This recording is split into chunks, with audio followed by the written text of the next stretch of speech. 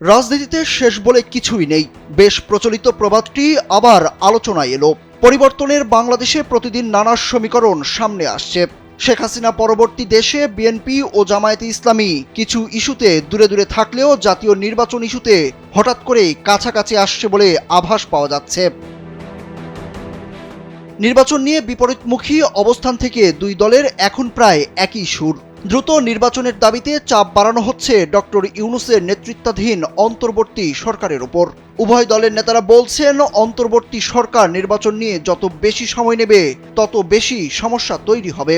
গত বছরের ৫ আগস্ট স্বৈরাচার শেখ হাসিনার পতন ও পরিবর্তিত পরিস্থিতিতে ত্রয়োদশ সংসদ নির্বাচন নিয়ে নানামুখী বিতর্ক শুরু হয়। বিশেষ করে বৃহৎ রাজনৈতিক দল বিএনপি ও জামায়াতের মধ্যে বৈপরীত্য দেখা দেয়।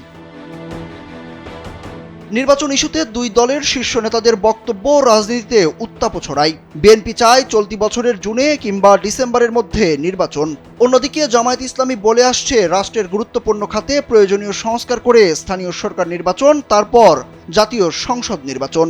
এখন জামায়াত বলছে তারা আগামী রমজানের আগেই সংসদ নির্বাচন চায়। চাঁদ দেখা সাপেক্ষে আগামী বছরের ১৬ই ফেব্রুয়ারির দিকে রমজান শুরু হবে। তার আগেই নির্বাচনের পক্ষে জামাত। এই বক্তব্যের মধ্য দিয়ে অবশেষে জামায়াতে ইসলামীর দাবি কিছুটা হলেও পরিবর্তন হয়েছে। এখন নির্বাচন ইস্যুতে বিএনপির অবস্থানের কাছাকাছি পর্যায়ে চলে এসেছে দলটি। বিশ্লেষকরা বলছেন, সম্প্রতি লন্ডনে বিএনপি চেয়ারপারসন খালেদা জিয়া ও ভারপ্রাপ্ত চেয়ারম্যান তারেক রহমানের সঙ্গে জামায়াতের আমির ডাক্তার শফিকুর রহমানের বৈঠকের পর নির্বাচন ইস্যুতে জামায়াতের সুর বদলেছে। এসব বিষয়ে বিএনপির ভাইস চেয়ারম্যান শামসুজ্জামান দুদু কালবেলাকে বলেন, নির্বাচন ইস্যুতে জামায়াতের আমিরের বক্তব্যের পেছনে লন্ডনের বৈঠকের একটা প্রভাব তো থাকতেই পারে। এটি অস্বাভাবিক কিছু নয়। তবে তারা গণতন্ত্রের পক্ষে ভূমিকা নেয় তাদের রাজনীতি, সংগঠন ও সংগ্রামকে দেশবাসী ইতিবাচকভাবেই নেবে।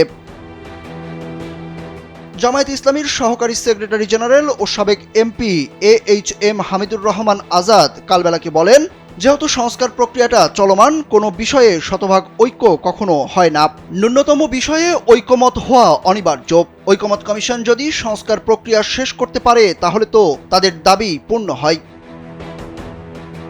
বিএনপি সূত্রে জানা গেছে, গত রোববার যুক্তরাজ্যের লন্ডনে সাবেক প্রধানমন্ত্রী ও বিএনপি চেয়ারপারসন বেগম খালেদা জিয়ার সঙ্গে সাক্ষাৎ করেছেন জামায়াতে ইসলামীর আমির ডাক্তার শফিকুর রহমান ও নায়েবে আমির ডাক্তার সৈয়দ আব্দুল্লাহ মোহাম্মদ তাহের। লন্ডনে খালেদা জিয়ার বড় ছেলে বিএনপির ভারপ্রাপ্ত চেয়ারম্যান তারেক রহমানের বাসায় তাদের এই সাক্ষাৎ হয়।